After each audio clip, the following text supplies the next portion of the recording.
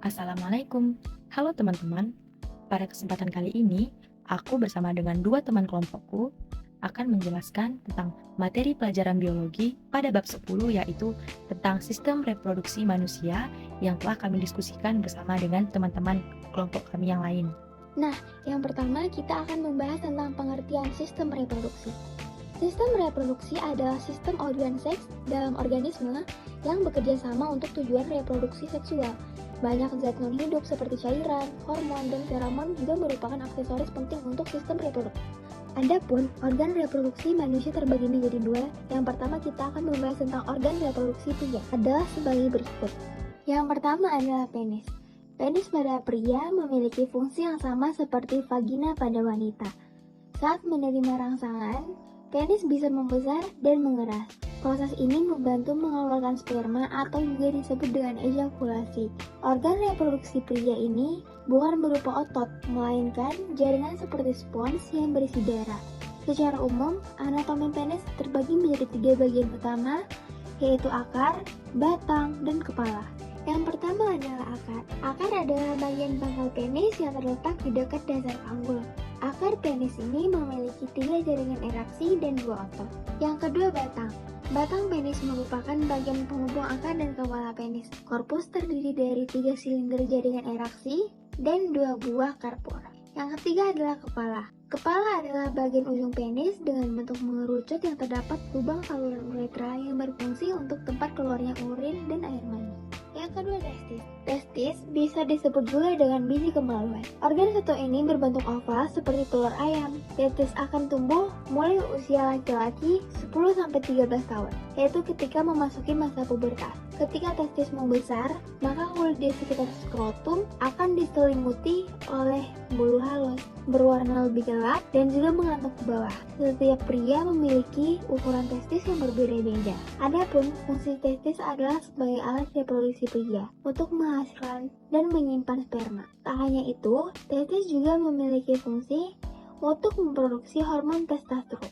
Adapun bagian sistem reproduksi pria lainnya yang terhubung dengan testis adalah epididymis dan van deferens. Yang ketiga, skrotum. Skrotum merupakan kantong kulit yang menggantung di belakang penis. Organ ini berfungsi untuk membungkus testis dan mengontrol suhu testis. Otot-otot khusus yang ada di dinding skrotum memungkinkan testis untuk mengerut atau menegang apabila terjadi perubahan suhu di lingkungan sekitarnya. Yang keempat, kelenjar prostat. Kelenjar prostat terletak di bawah kandung kemih dan mengelilingi saluran kemih atau uretra, yaitu saluran tempat keluarnya urin dan sperma dari dalam tubuh. Adapun fungsi utamanya adalah menghasilkan cairan yang bercampur dengan sperma yang diproduksi testis untuk proses ejakulasi. Yang kelima, kelenjar internal. Terdapat organ dalam yang disebut kelenjar internal atau organ aksesori. Saluran ejakulasi dibentuk oleh van deferens dan vascula seminalis yang berfungsi untuk mengalirkan sperma keluar dari penis. Uretra merupakan tabung pembawa urin dari kantong kemih keluar tubuh. Vascula seminalis adalah kantung yang menempel pada van deferens di dekat pangkal kandung. Proses yang terjadi pada sistem reproduksi pria adalah proses spermatogenesis, yaitu pembentukan sel sperma di dalam testis. Sel sperma diproduksi di bagian tubulus seminiferus di dalam testis. Dalam dinding tubulus, banyak sel yang tersebar secara acak yang disebut sel Sertoli. Sel ini fungsinya memberikan makanan untuk sperma yang belum matang. Ketika sperma matang atau spermatogonia, spermatogonium atau sel induk sperma memperbanyak diri dengan cara mitosis dan meiosis atau pembelahan sel. Menurut National Institutes of Health, proses pembentukan spermatozoa menjadi sel sperma yang matang yang mampu membuahi telur membutuhkan waktu sekitar 2,5 bulan. Adapun tahapan-tahapan yang terjadi dalam proses spermatogenesis adalah sebagai berikut.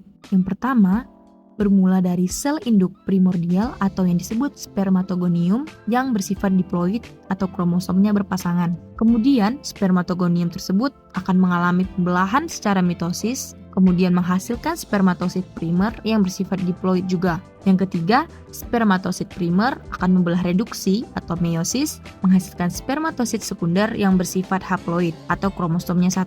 Yang terakhir, spermatosit sekunder membelah secara meiosis hingga menghasilkan spermatid. Spermatid merupakan calon spermatozoa yang belum memiliki ekor. Spermatid akan berkembang menjadi spermatozoa berekor di dalam epididymis. Nah, kita lanjut ya ke organ reproduksi wanita. Bisa dilihat pada gambar, organ reproduksinya terdiri dari organ luar dan organ dalam. Organ luarnya labium dan vulva, organ dalamnya ovarium, oviduk, uterus, dan vagina. Yuk kita bahas lebih lanjut. Organ reproduksi wanita itu ada organ dalam dan bagian luarnya. Nah, kita bahas dulu bagian luarnya atau disebut juga alat kelamin. Fungsi utamanya itu sebagai jalur masuknya sperma. Selain itu, juga menjadi pelindung organ bagian dalam dari bahaya infeksi. Adapun yang termasuk organ reproduksi bagian luar yaitu pertama labium. Fungsinya untuk melindungi organ-organ internal dari sistem reproduksi wanita. Yang kedua ada vulva, bagian organ intim wanita yang berperan melindungi bagian dalam vagina. Melihat fungsinya tersebut, penting sih buat kita menjaga kebersihan dan kesehatan organ terluar vagina ini supaya terhindar dari banyak penyakit. Nah, untuk organ reproduksi bagian dalam, yang pertama ada ovarium, merupakan organ reproduksi utama yang memiliki peran penting dalam menstruasi dan kehamilan. Fungsinya adalah sebagai tempat sel telur dihasilkan dan berkembang, kemudian menghasilkan hormon dan melepaskan sel telur. Kemudian organ yang kedua adalah oviduk atau fallopi, bentuknya menyerupai saluran dengan corong. Setiap saluran ini membentang dari ujung sisi kanan dan kiri pada rahim bagian atas sampai ke ujung ovarium. Fungsinya adalah membawa ovum ke bagian ujung atau infundibulum hingga ke bagian rahim.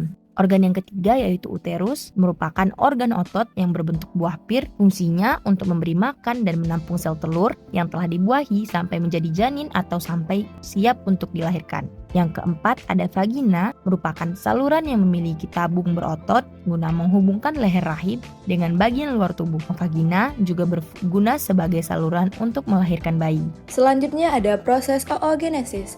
Oogenesis sendiri adalah proses pembentukan dan pematangan ovum pada ovarium. Jenisnya sendiri ada beberapa sesuai dengan tahapannya, yaitu oogonium, folikel primordial, oosit primer, dan oosit sekunder. Proses oogenesis sendiri yang pertama adalah fase pembelahan atau penggandaan. Fase ini merupakan proses pembelahan sel yang menghasilkan dua gamet atau sel anak yang identik. Yang kedua adalah fase perkembangan yang merupakan pembelahan sel telur pertama pada proses oogenesis saat mengalami perkembangan bagian sel sitoplasma yang tidak seimbang. Dan kemudian terjadilah fase ketiga yaitu fase pematangan. Pada fase ini, oosit berukuran besar mengalami pembelahan sel telur kedua sehingga menghasilkan ootit. Di saat yang sama pula, badan polar pertama juga membelah menjadi dua badan polar kedua. Apabila oosit dan ootit bertemu dengan spermatozoa tapi tidak terjadi pembuahan, maka siklus oogenesis akan terulang kembali. Sementara itu, sel telur yang tidak berkembang akan luruh dari dinding rahim dan menjadi darah menstruasi. Masuk ke materi selanjutnya yaitu hormon reproduksi pada pria dan wanita. Hormon yang pertama kali kita bahas adalah hormon follicle stimulating hormone atau yang lebih kita kenal dengan FSH. Pada wanita, hormon FSH memiliki peran terhadap proses pembentukan sel telur di ovarium serta turut mengendalikan siklus menstruasi. Sedangkan pada pria, hormon ini berfungsi untuk mengendalikan produksi sperma dan perkembangan organ kelamin. Yang kedua ada luteinizing hormone atau LH. Pada wanita, hormon ini mempengaruhi kerja ovarium, pelepasan sel telur, siklus menstruasi, dan kesuburan. Sedangkan pada pria, hormon ini merangsang produksi testosteron yang mempengaruhi tingkat produksi sperma.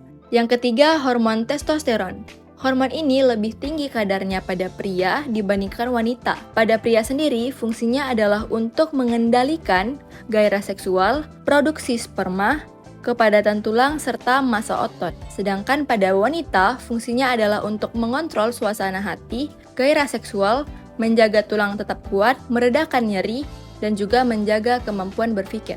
Dan yang keempat ada hormon estrogen. Kadar hormon ini lebih tinggi pada wanita dibandingkan pria. Pada wanita, Hormon ini memiliki peran penting dalam perkembangan seksual saat masa pubertas. Sedangkan pada pria, salah satu fungsi estrogen adalah mengontrol kesehatan sperma. Namun, jika kadar estrogen pada pria terlalu tinggi, dapat terjadi penurunan kualitas sperma.